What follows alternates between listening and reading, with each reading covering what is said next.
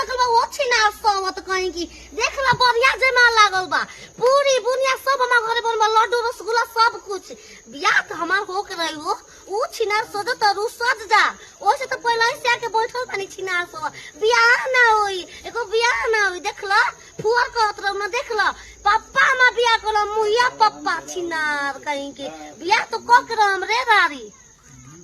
सारा रानी सोते तोर माई के भतार खोजो छियो तोरो हाय देख जमलाल हमार शादी के सालगिरह मनी हो छिनरो शादी के सालगिरह भोजारा बनता घरे ललझरिया बनाते छिनरी ललझरिया हम पूरी खुदिया खाए से तो कहते बियाह ना होई बियाह हो गई सालगिरह मनी केक को कटाई कच कचावा खा लियो अरे साड़ी लियो लो पहिरे न जानी हमके तनी पहिराई दो सुनो ये राजा जी ईश्वरिया पहिरे के सिखाई दो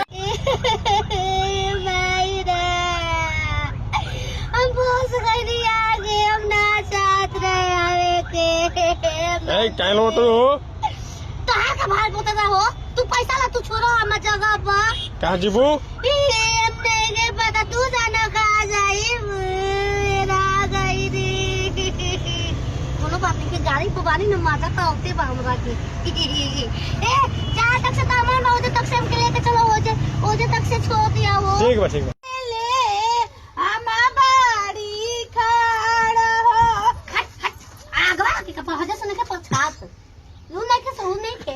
ये का कहत बढ़िया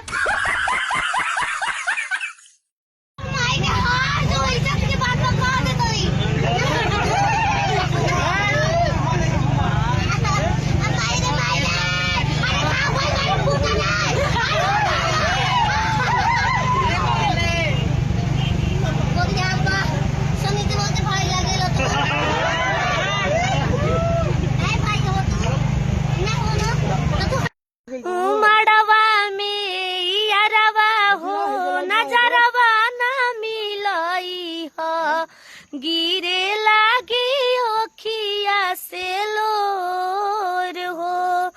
अरे मड़वा में यारवा हो नजरवा ना मिलई हो गिरे लागे ओखिया से लोर हो छिना सब लोग खाना ताकत हो जा आरो ताकत हो जा हो आए ने हमार दिल टूट के चकना चूर हो गई दूसरों से हम शादी ब्याह होता प्यार के नियो के हो से शादी के हो सब तो होने के चलते हो सब तो लोग के चलते हमारा ब्याह होता कि नहीं जुगा जियो सोलल नाम भावनवा के भाग जागल हो इलल ना लाल होई है कुलावा के दीपक मनावा में आस लागल हो एक छिनार हम लगा के नाम सैमसंग गैलेक्सी ओप्पो आईफोन हम लगा ओहिया से गोइल बारो गोदी में खेला के लड़का तोहरे के पापा कहता हमें सैया जी के चाचा कहता एक छिनार आज वो तो टंगड़ी तोड़ दे एक दिन खिला के गइल रोवता गोदी में मानता और गईनी हो सुंदर घर पैनी हो अपना बामला के प्यार में सवार गईनी हो ये खुशी रहे न गावा सखी बमला दुलारे आए हाय रे सखी बमला दुलारे